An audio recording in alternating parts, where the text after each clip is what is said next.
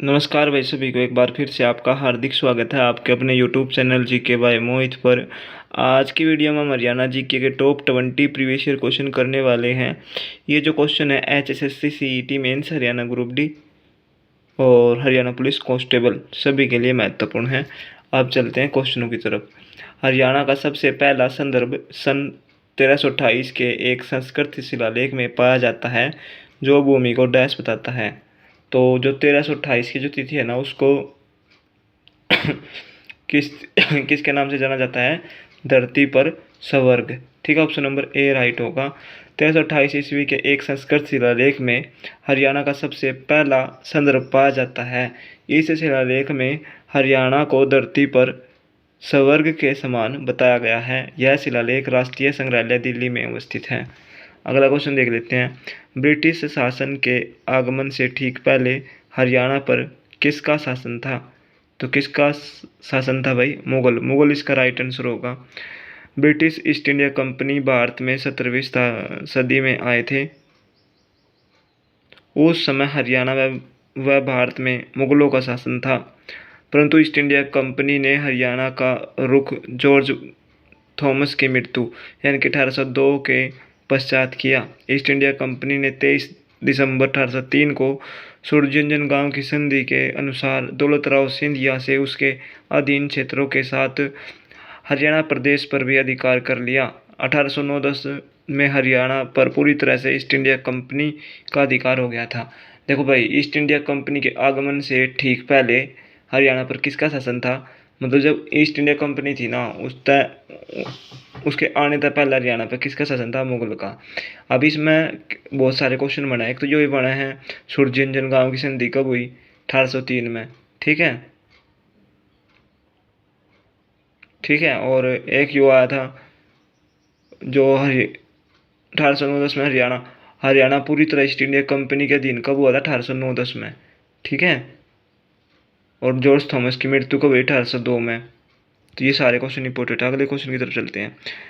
किस भारतीय राजा ने सन 606 ईस्वी में होण विदेशी आक्रमणकारियों को हराकर थानेसर यानी कुरुक्षेत्र के राजा बने? तो ये थे भाई आपके हर्षवर्धन, इसका राइट आंसर होगा। राज्यवर्धन की मृत्यु के बाद 606 ईस्वी में हर्षवर्धन वर्धन वंश का शासक बना। इसने हूणों को हराया था। हर्षवर्धन का राज्याभिषेक 612 ईस्वी में हुआ था। ठीक है। 636 ईस्वी में हर्षवर्धन ने कन्नौज पर वर्धन वंश की दूसरी राजधानी बनाई थी। ठीक है, कन्नौज दूसरी राजधानी बनाई थी 636 ईस्वी में। अगला क्वेश्चन है, डैश पुरस्कारों की घोषणा की गई तथा प्रधानमंत्री नरेंद्र मोदी द्वारा सम्मानित किया गया जहां हरियाणा का सबसे सर्वोच्च राज्य का दर्जा दिया गया? तो ये था भाई आपका सर्वोच्च सर्वेक्षण ग्रामीण पुरस्कार 2018। ऑप्शन नंबर डी राइट होगा। ठीक है, हरियाणा राज्य को वर्ष 2018 का सर्वोच्च सर्वेक्षण ग्रामीण पुरस्कार से सम्मानित किया गया था। अगला क्वेश्चन है, अंतर्राष्ट्रीय गीता महोत्सव 2019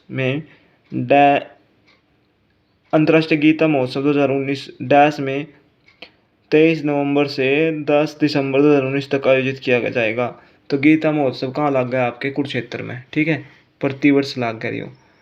अगला क्वेश्चन है, हरियाणा की पैरा एथलीट दीपा मलिक ने एशियन पैरा गेम्स 2018 में 2 कांस्य पदक जीते। उन्हें डैश और डैश पदक जीते। तो एक तो उन्हें जेवलिन थ्रो में जीता और एक आपका डिस्कस थ्रो में। ठीक है, तो ये क्वेश्चन भी आ सका है कि दीपा मलिक का संबंध किस खेल से है? तो ये पैरा एथलीट है। ठीक है, para athlete Deepa Malik javelin throw व डिस्कस थ्रो खेल खेलती है। 2018 एशियन पैरा गेम्स में उन्होंने 2 कांस्य पदक जीते थे। अगला क्वेश्चन है, हरियाणा के भाला फेंक खिलाड़ी नीरज चोपड़ा को 2018 में उनकी उपलब्धियों के लिए डैश से सम्मानित किया गया? तो जो नीरज चोपड़ा भाला फेंक खिलाड़ी नीरज चोपड़ा को 2018 में उनकी उपलब्धियों के लिए डैश से सम्मानित किया गया था? तो किस चीज़ से सम्मानित किया गया था इनको? इसका जो राइट आंसर होगा ऑप्शन नंबर बी, ESPN यानी कि इंडिया मल्टी स्पोर्ट्स अवार्ड। ठीक है, नीरज चोपड़ा का संबंध हरियाणा के पानीपत जिले के खंडरा गांव से है। ये जेवलिन थ्रोअर हैं। टोक्यो ओलंपिक में नीरज चोपड़ा ने स्वर्ण पदक जीता है। 2018 में इन्हें ESPN यानी कि इंडिया मल्टी स्पोर्ट्स अवार्ड दिया गया था। अगला क्वेश्चन है, बजरंग पुनिया जी ने हाल ही में बुल्गारिया में डैन कोलोव निकोला पेट्रोव कुश्ती टूर्नामेंट में स्वर्ण पदक जीता था। उनका जन्म हरियाणा के किस जिले में हुआ था? तो ये बजरंग पुनिया है भाई, जो ये ना वो खेला रहा कुश्ती। ठीक है, जानते भी होंगे सारे बहन भाई, इसका नाम सुने भी होगा। तो ये कौन से जिले का है? झज्जर इसका राइट आंसर होगा। बजरंग पुनिया हरियाणवी पहलवान है। इनका जन्म झज्जर जिले के खुड्डन गांव में 26 जनवरी 1994 को हुआ था। बजरंग पुनिया को 2015 में अर्जुन अवार्ड व 2019 में पद्मश्री व राजीव गांधी खेल रत्न से सम्मानित किया जा चुका है। अगला क्वेश्चन है, किस राज्य को 31वें सूरजकुंड अंतर्राष्ट्रीय शिल्प मेला 2017 का विषय राज्य चुना गया है? तो ये 2017 का, देखो ये जो प्रीवियस ईयर क्वेश्चन है सारे, तो ये 2017 में ये चीज़ दिखाती है कि आपको करंट अफेयर में क्या क्या पढ़ना चाहिए, जैसे सूरजकुंड मेले के बारे में। ठीक है, तो झारखंड इसका राइट आंसर होगा। 2017 सूरजकुंड मेला 31वां मेला में था। यो थीम स्टेट झारखंड था। 2023 सूरजकुंड मेला में 36वें नंबर का मेला था। इसमें थीम स्टेट नॉर्थ ईस्ट के राज्य व पार्टनर देश कौन थे? संघाई कॉरपोरेशन संघ के सदस्य हैं। अगला क्वेश्चन है, यह हरियाणा में एक लड़की के परिवार के लिए उसे घी, गोंद, लड्डू और सूखे फल उपहार देने का रिवाज है जब वह माँ बनती है। ठीक है, ऑप्शन नंबर ए राइट होगा। हरियाणा में जब कोई लड़की माँ बनती है तो उसके घर वालों की तरफ से उसे घी, गोंद, लड्डू व सूखे मेवे आदि उपहार स्वरूप देने का रिवाज है। तो देख सको भाई किस तरह का क्वेश्चन पूछ रखा है ना। तो ऑप्शन नंबर ए राइट होगा। ये तो परंपरा कदी ते चलती आने लग रही है ना, वो क्या करे इसने पीढ़िया देना आया करे। जब मान ले मेरी शादी हो रही ना यार, मैं चले अपना एग्जाम्पल नहीं देता, मेरा वैसे हो नहीं रही भाई मेरी शादी कदी यार, था मुँह झूठा बना दे ये भाई कुछ नहीं भाई। अपना आगे देखेंगे यार, कभी जॉब लागेंगे जब बढ़िया सी देखूँगा कोई पढ़ी लिखी हो। ठीक है, अब चलते हैं क्वेश्चन की तरफ।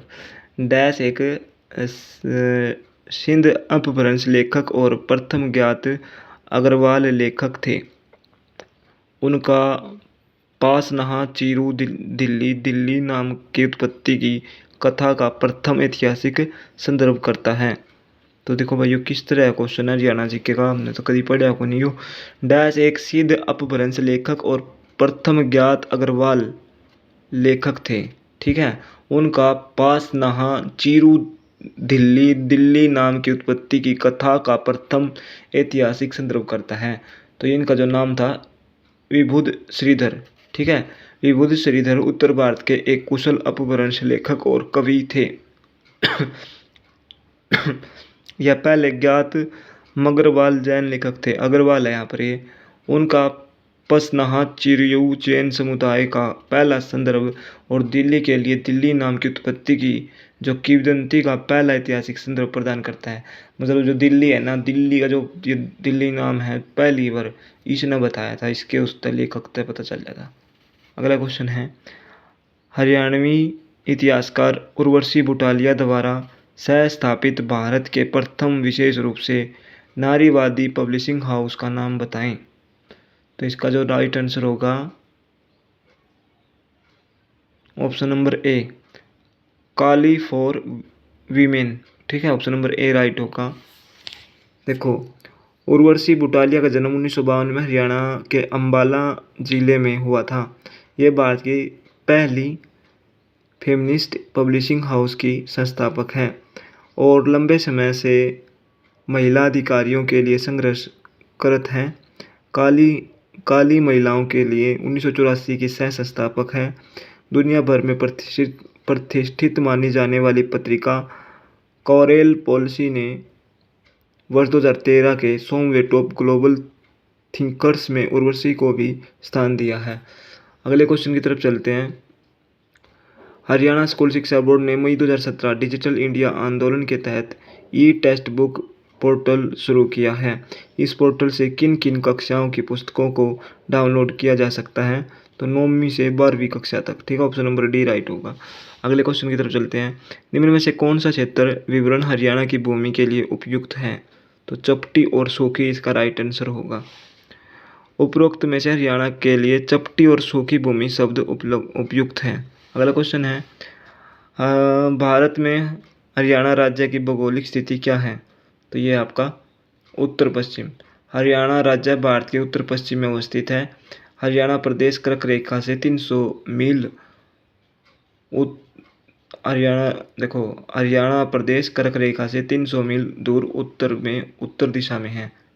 तो ऑप्शन नंबर सी राइट होगा। अगला क्वेश्चन है, मोरनी पहाड़ी सीमा में स्थित राज्य की सबसे ऊंची चोटी कारो चोटी की अनुमानित ऊंचाई कितनी है? तो करो चोटी की अनुमानित ऊंचाई है, वैसे तो 15 से 14 मीटर है, पर यहाँ पे 1500 मीटर लिख रखा है। तो ऑप्शन नंबर ए राइट होगा। हरियाणा की सबसे ऊंची चोटी करो शिखर है, जो पंचकुला जिले के मोरनी की पहाड़ियों में है। इसकी ऊंचाई 15 से 14 मीटर है। हरियाणा में शिवालिक पहाड़ियों की औसत ऊंचाई 900 से 2300 मीटर है तथा अरावली की पहाड़ियों की हरियाणा में औसत ऊंचाई 200 से 500 मीटर है।